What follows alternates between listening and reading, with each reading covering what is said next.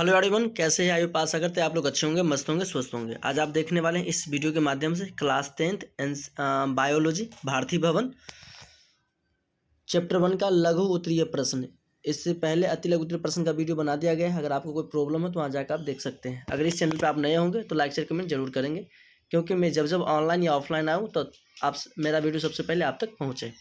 Question number 1 है, biology का पहला क्वेश्चन मिलाएंगे, जीवों के लिए पोषण क्यों अनिवार्य है। क्वेश्चन है, उम्मीद करते हैं कि आप लोग को वीडियो समझ में आए, तो लाइक शेयर कमेंट जरूर कीजिएगा। तो क्वेश्चन क्या मेरे भाई, जीवों के लिए पोषण क्यों अनिवार्य है, मतलब क्यों जरूरी है। आंसर लिखना, जीवों के संचालन, वृद्धि, टूट फूट को रोकने आदि कार्यों के लिए जीवों को ऊर्जा की आवश्यकता होती है। जीवों को जो टूट फूट होती है या फ्रैक्चर होता है बॉडी, उसमें किसकी जरूरत होती है? ऊर्जा की आवश्यकता होती है। ऊर्जा प्राप्त करने के लिए खाद्य पदार्थों की जरूरत होती है, जो पोषण की क्रिया से प्राप्त होती है, इसलिए जीवों के लिए करना जरूरी है। नेक्स्ट क्वेश्चन बताना, क्वेश्चन नंबर 2, पोषण की परिभाषा लिखे। पोषण की परिभाषा लिखे, यानी पोषण किसे कहते हैं, आंसर देना।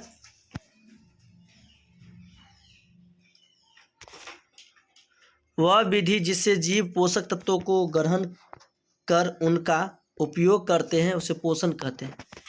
वह विधि जिससे जीव पोषक तत्वों को ग्रहण कर उनका उपयोग करते हैं उसे हम क्या कहते हैं? पोषण कहते हैं। अब बात आई 3 नंबर क्वेश्चन, 3 में पूछ दिया आपको, स्वपोषण की किन किन परिस्थितियों को होना आवश्यक है और इसका उत्पाद क्या है। स्वपोषण, पोषण कितने प्रकार के होते हैं? 2 प्रकार, स्वपोषण और परपोषण पढ़े होंगे इसे अति लघु उत्तरीय प्रश्न में। आप उम्मीद करते हैं कि आप लोग क्वेश्चन याद करेंगे तो बेहतर से बेहतर रिजल्ट आने की संभावनाएं बहुत बेहतर रहेगी। क्वेश्चन समझ गए कि स्वपोषण की किन किन परिस्थितियों को होना आवश्यक, इसके उत्पादों को लिखें। आंसर देना, स्वपोषी के लिए प्रकाश संश्लेषण आवश्यक है। स्वपोषी के लिए प्रकाश संश्लेषण आवश्यक है। हरे पौधों सूर्य के प्रकाश यहाँ प्रकाश देना, प्रकाश की उपस्थिति में क्लोरोफिल नामक वर्णक से CO2 और जल के द्वारा कार्बोहाइड्रेट का निर्माण करते हैं। इसी क्रिया में ऑक्सीजन गैस बाहर निकलती है। क्या निकलती है? Oxygen gas. यहाँ कह रहा था ना कि उत्पाद क्या होगा, तो ऑक्सीजन गैस उत्पाद निकलती है। जैसे यहाँ देखना रिएक्शन है मेरे भाई, 6O2 + 12H2O, सूर्य का प्रकाश क्लोरोफिल, C6H12O6 से जब बनाएगा ऑक्सीजन का बाहर निकल के आएगा। स्वपोषी पोषण के लिए आवश्यक परिस्थितियों है सूर्य का प्रकाश, क्लोरोफिल, कार्बन डाइऑक्साइड और जल। इसके उत्पाद ऑक्सीजन है, आणविक ऑक्सीजन होती है। ओके, नेक्स्ट क्वेश्चन देखते हैं, क्वेश्चन नंबर 4, प्रपोषण से आप या परपोषण से आई क्या आप समझते हैं? प्रपोषण से आप क्या समझते हैं? रॉन्ग है, यहाँ आई नहीं होगा, आप होगा, सॉरी। आप क्या समझते हैं? आंसर देना। जब कोई जीव अपने पोषण के लिए अन्य जीवों पर आश्रित रहता है तब उसे हम परपोषण कहेंगे। उसे क्या कहेंगे? तब हम परपोषण कहेंगे। यहाँ पर होगा, परपोषण कहेंगे। समझ गए ना? पर मतलब दूसरा, जो दूसरे पर निर्भर हो उसी को हम क्या कहेंगे? परपोषण कहेंगे। क्लियरली? यह 3 प्रकार के होते हैं। देख रहे हैं यहाँ पर, परजीवी पोषण, मृतजीवी पोषण और प्राणी सम पोषण। ओके, आप नेक्स्ट क्वेश्चन है मेरे भाई 5 नंबर क्वेश्चन, मृतजीवी पोषण किसे कहते हैं? जब कोई जीव अपना भोजन मृत तथा शरीर गली जंतु वस्तुओं पर प्राप्त करते हैं तो उसे मृतजीवी पोषण कहते हैं। जैसे कवकों में इसकी प्रकार का पोषण पाया जाता है। कवक किस, क्वेश्चन आएगा आपका एग्जाम में, कवक किस प्रकार का मृतजीवी पोषण है? तो पहले कहेंगे परजीवी है, लेकिन कौन है? मृतजीवी है। Next question number 6,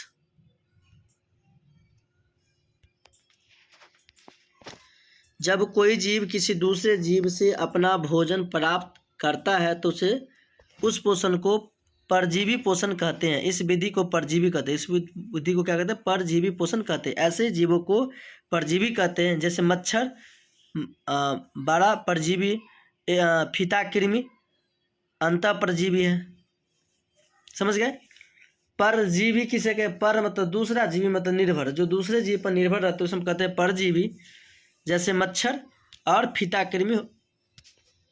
next question पढ़ना 7 नंबर। ग्रानिसंपोषी जीव किसे कहते हैं। वैसे प्राणों जिसमें प्राणी संपोषण विधि है, इसमें प्राणी अपना भोजन ठोस या द्रव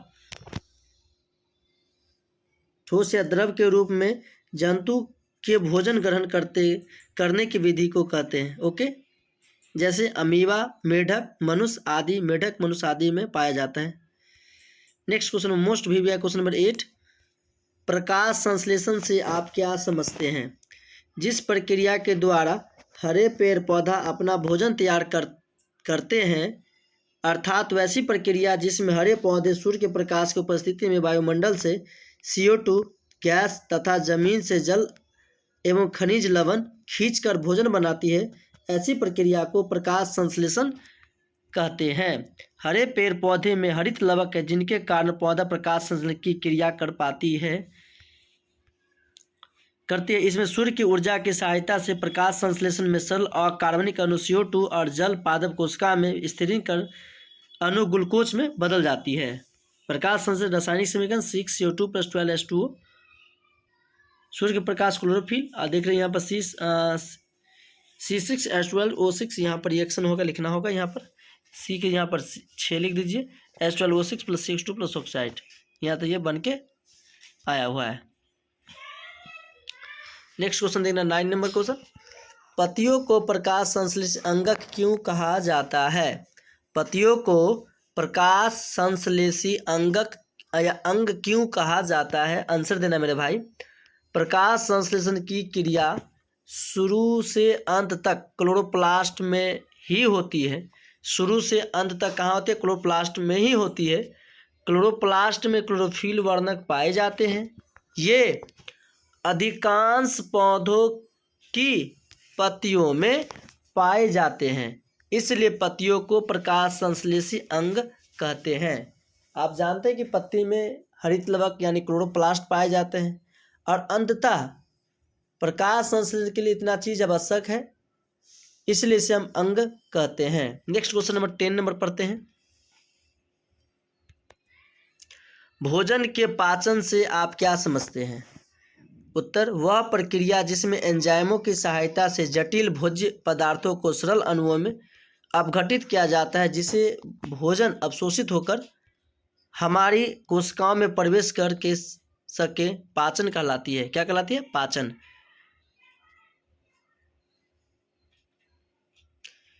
ग्यारहवां क्वेश्चन है, मनुष्य के मुख गुहा कितनी है। जोड़ी ग्रंथियां पाई जाती हैं, जिनके उनके नाम लिखे। मनुष्य के मुख गुहा 3 जोड़ी ग्रंथि पाई जाती है। पेरोटिड ग्रंथि, सेरेब्रल ग्रंथि, सबलिंगुअल ग्रंथि में आभाशय कितने प्रकार में होते हैं, उनके नाम लिखे। क्वेश्चन में यहाँ 12 है। 12 नंबर क्वेश्चन यहाँ से, अमाशय कितने भागों में बटा होता है, उनके नाम लिखे। उत्तर देना। अमाशय मनुष्य के प्रमुख पाचन अंग है। यह चौड़ी थैली के समान रहती है, समान है, जो उदर गुहा के बाईं से ओर से शुरू होकर अनुप्रस्थ दिशा में फैली होती है। इसे 3 भागों में बांटा गया है। कार्डियक अमाशय अग्र भाग, फुंडिक अमाशय का मध्य भाग और फाइलोडिक अमाशय का पिछला भाग। Next question number most VVI question है, मनुष्य में छोटी आंत की लंबाई कितनी होती है। छोटी आंत के 3 भागों का नाम लिखे। छोटी आंत आहार नाल या पाचन तंत्र का सबसे लंबा भाग है। इसका आकार बेलनाकार होता है। इस भाग में पाचन की क्रिया पूर्ण हो जाती है तथा पचे हुए पदार्थ का अवशोषण होता है। इसकी लंबाई लगभग 6 मीटर तथा चौड़ाई 2.5 सेमी होती है। छोटी आंत के 3 भाग हैं, ग्रहणी, जेजुनम, इलियम। Okay bye. अगर आपको वीडियो समझ में आया हो तो लाइक शेयर कमेंट जरूर करें। आपका अपना channel KVS coaching centre. Thank you waits of all everyone.